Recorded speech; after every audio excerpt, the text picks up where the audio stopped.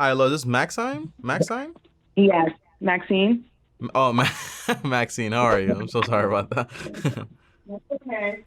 This is Good, Tommy Bryson. How are you? good, Tommy. How are you? I'm doing good. So I'm just calling in today. Just want to let you know this call's gonna be recorded and potentially uploaded. How can I help you? hmm Thank you, Tommy, for taking my call. All right, so here's the deal. Okay. I am in a family savings group, so it's six of us in a family savings group, Okay. and we have committed to saving approximately $200 per month between the Each six of of you? us. Yes, Each of you, or yes, together each of us. 200? Okay. Each of you $200. Okay. Yes. So currently we have approximately 11,000 saved over the last 10 months. We were able to save about 11,000. Over the past 10 So, months. hmm Okay. so now a couple of the members are really feeling like the money has matured and they're eager to put it to use.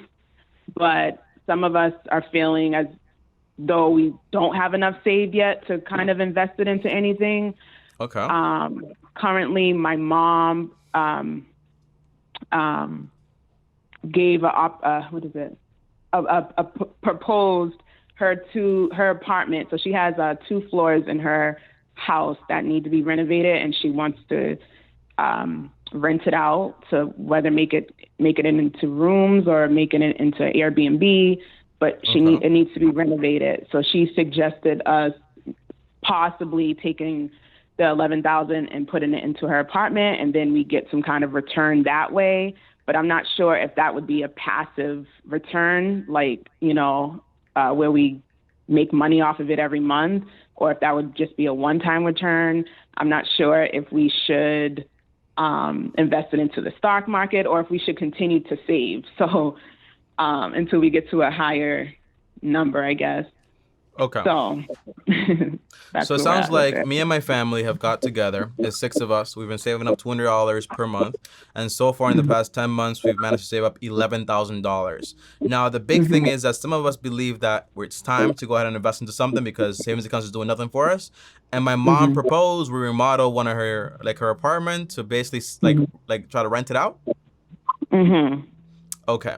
Now, obviously, the good thing is that you guys are family. The bad thing is you Mhm. guys are family too, right? Because things can get very complex very quickly, Mhm. depending on who's Mhm. married to who marries somebody else, who ends up dying. Things can get Mhm. very complex. So the first thing I would do is I would put everything on paper. Okay. Okay. So this way, Mhm. everyone is 100% secure on what they have. So, for example, Okay. I don't know exactly how it would work, but it would be like an Mhm. LLC potentially or some type of corporation Mhm. where it's kind of like each person has an equal amount of shares divided between the six of you. And you kind of keep track exactly who's putting in the money and so on. And then when it comes to making a decision, it has to kind of be voted on, right? So the good Mhm. thing is if your mom does have this unit and then you guys Mhm. utilize this money to basically renovate the unit and then basically rent it out, that is going to be passive. If it's Airbnb, it might be more fluctuative. But then Mhm. perspective side, if my mom is planning to do this, which is renovate her unit, which is it under her name or under you guys' name? Yes. Her name. Yeah, so it would have to be, so okay, let's move over this asset into the corporation. So that way the corporation owns it and no longer you, mommy, because this way we're all vested into it. And then we utilize this money to basically go ahead and remodel it. But it's a part of the corporation. So whatever it does make gets split out or basically give out in a dividends to all of us. My point Okay. is that you're dealing with family, so it's very easy to be very trustworthy, which is fine. You want to work with people you actually Mhm. trust.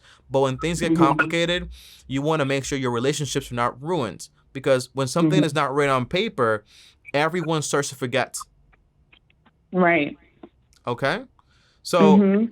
Maxine, the first thing I would ask you is what are your financial goals and what do you personally want to do? And what's your current situation? Oh, I'm sorry. My mom is in the room with me, and do you have another question? Um, well, I'll come back to it. Okay, so I have I'm my own financial goals outside of this family savings plan. okay. Um, but I guess this is an individual. I mean, I guess it's a separate investment for me versus what I want to do personally. Mm-hmm. So, so do you want to know what I want to do personally, or just regarding the family savings plan? Like, Because my goal is, what do you want to do? yeah, my goal is to have a passive income, make passive income. Okay. Have Be some financially passive- free? Financially free, absolutely. Okay. Passive income and financial freedom. And how old are you? I'm 31. Okay. 31 years old. How much do you make per month after taxes? Oh, per month, about 3,500. That's a really good income. And that's after It taxes, right? is? It's a very good income. What do you mean? No, that's not after taxes. Hold on. Maybe after taxes, probably like, I'll say 2,700. $2,700. So 2,700 times 12, that's around $32,000. And do you live alone or do you live with your mom? I live alone with the child. Okay. So do you have any debt? I have a lot of debt. All right. So that's when things get more complex. So what's your current situation? What do you owe money on? Okay, I have a student loan, which is about $60,000. I have a timeshare loan. What did you study? I study communications. Okay. And you have a timeshare. How much do you owe on that? Approximately 5,000. Sorry. $5,000. And what else? Credit card debt? My credit card debt, I only have about 2,000 in credit card debt. Personal loans, cars? No personal loans. No cars? That's pretty much. No, I paid my car off 6 years ago. That's awesome. Okay. Yeah. So in total, it sounds like you have $67,000 in debt, correct? Mm-hmm. And then your income is around $32,000. Okay. So what I would tell you is this, right? If my name is Maxine and I find myself in the situation and I owe this much money, I would work on paying off my debt before I start investing. But before I do any of that stuff, I want to get a budget. I want to know exactly how much money I have coming in and how much money I have going out. And the goal is when I write down all of my expenses and want to spend the money on, I want to make sure that it's absolutely necessities. So the necessities are, for example, shelter, utilities, groceries, and transportation. Nothing else. So no drinks. Grocery. Yeah, so shelter, utilities, groceries, and transportation. And then maybe like healthcare and so on too. But everything else outside of that is most likely going to be a want, and you want to cut it out. And you want to be basically lean, take care of you and your kid and so on. But the main thing is, right, when you're making this type of money, which is fine money, but you live where, by the way? What state do you live in? Boston. In Boston. Okay. Oh, Massachusetts. Yeah. Okay. And by the way, question, are you currently utilizing your degree? And did you get an associate's or a bachelor's or a master's?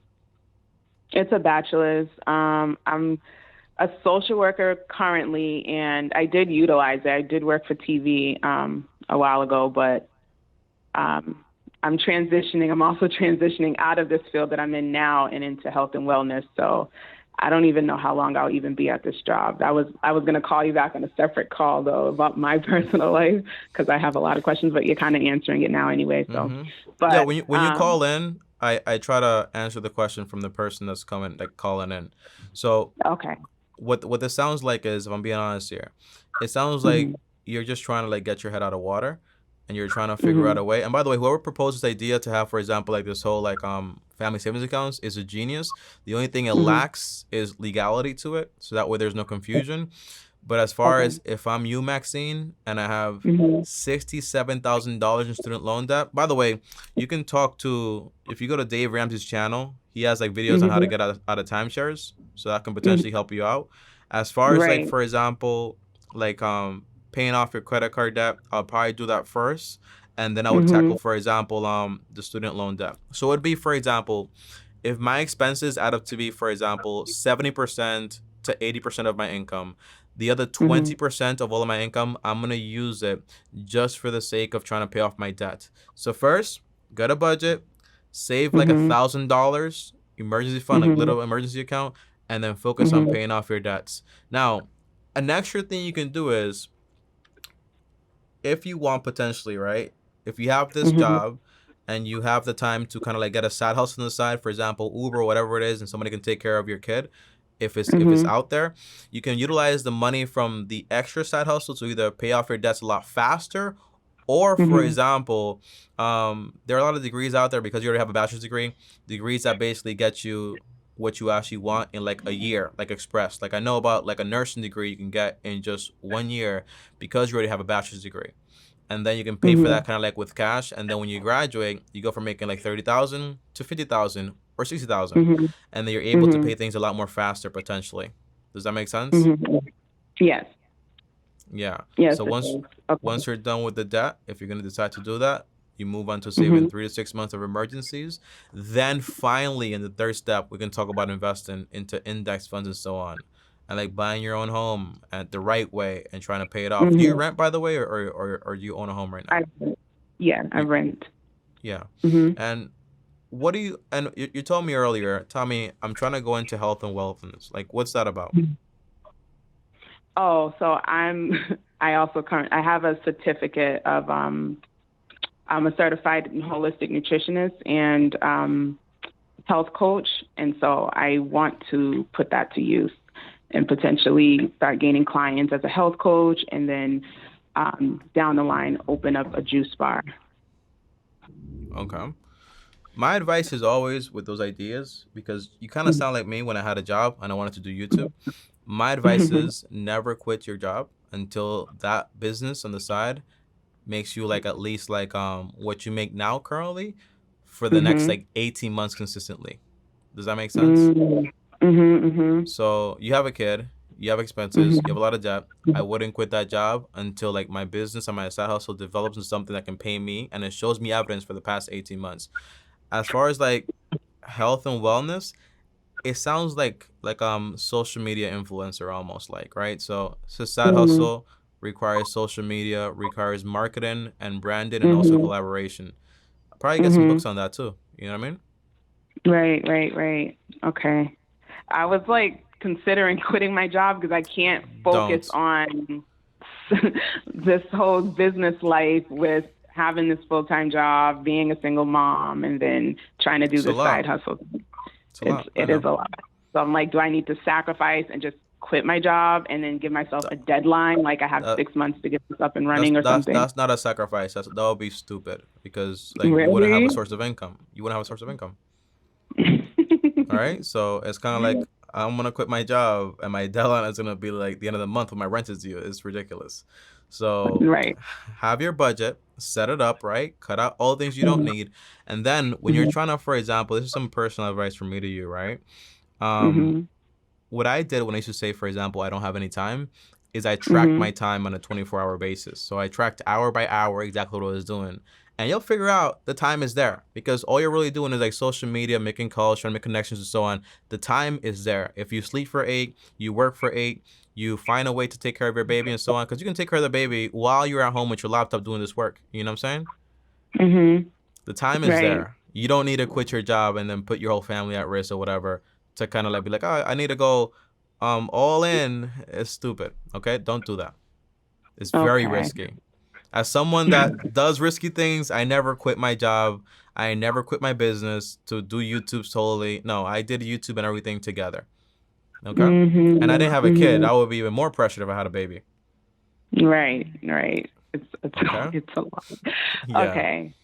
So, can you tell me about the family savings plan though? Like, I just want to kind of report back to the Yeah. family So with your family savings information. plan, right?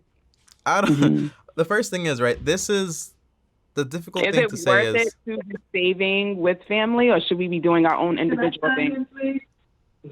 Please. what I Tommy? would, yeah, hello? Hold on. Go ahead. Yes. Okay. Can you hear me? Yes, yes.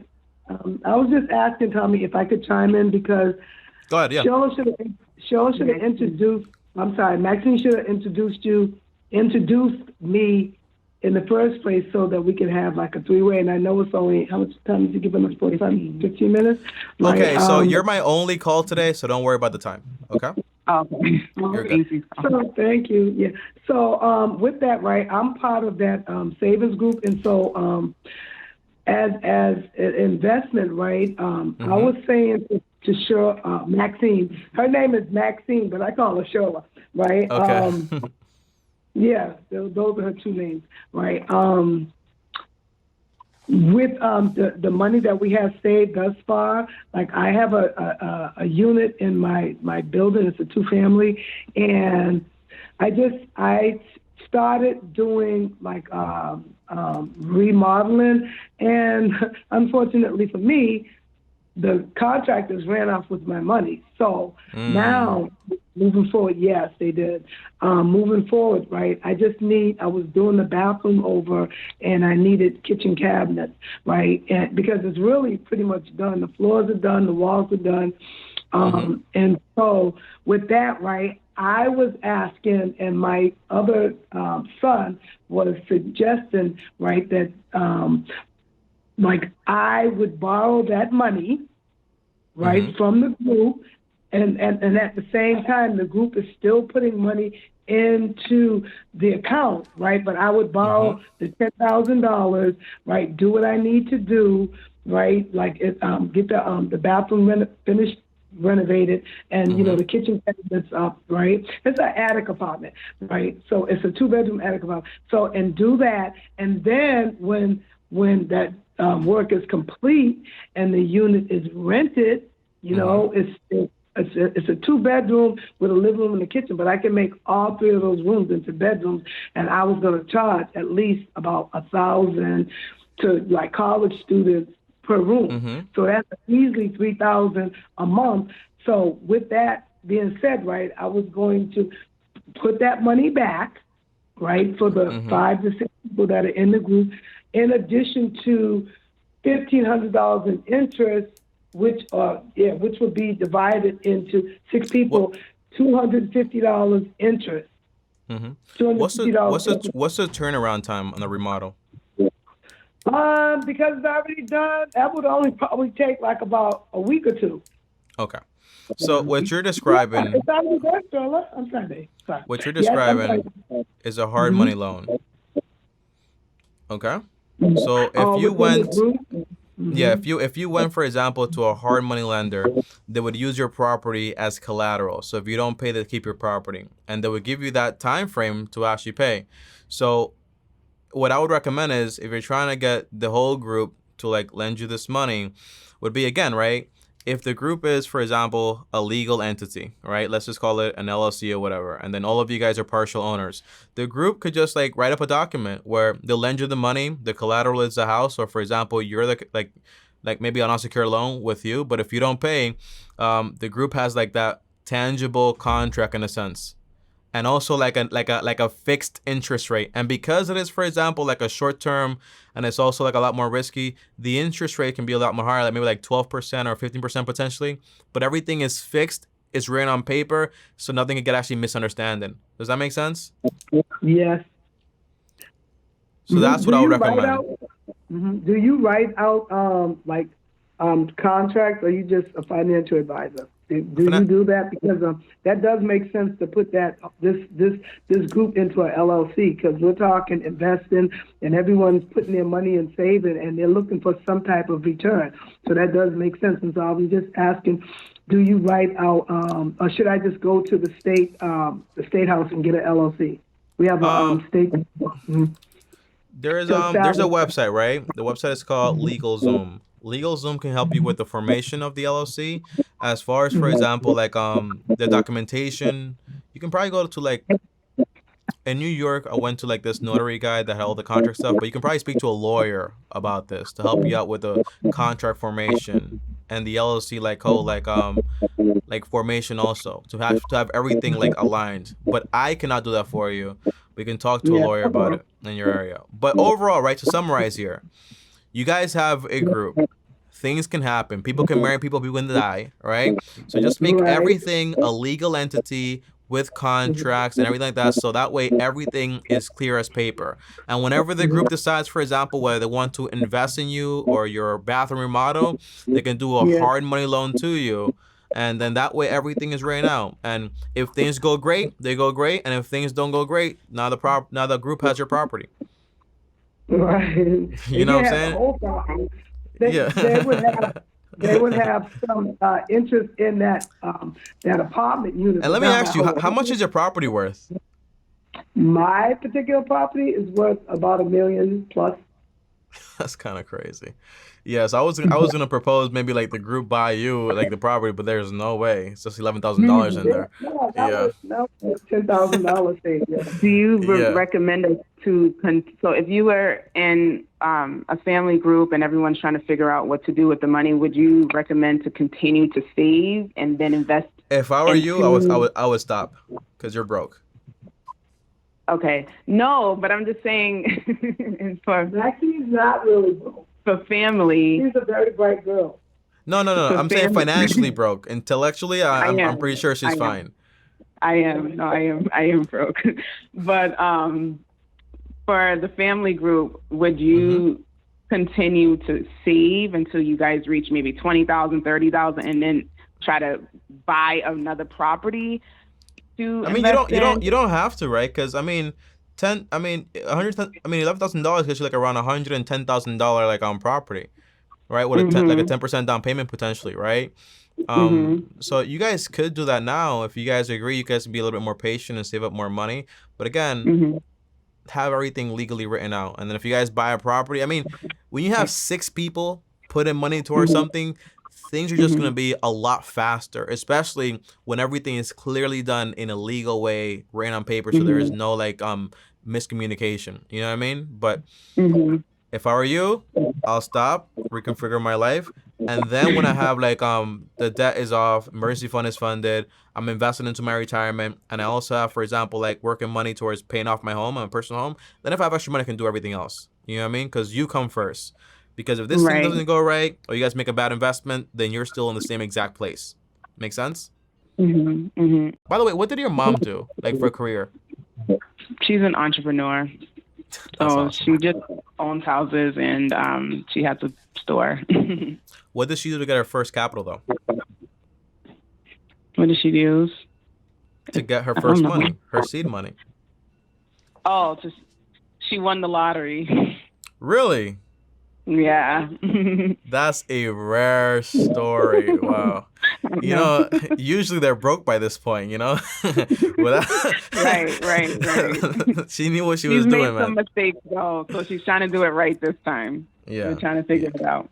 Yeah, that's awesome. But yeah,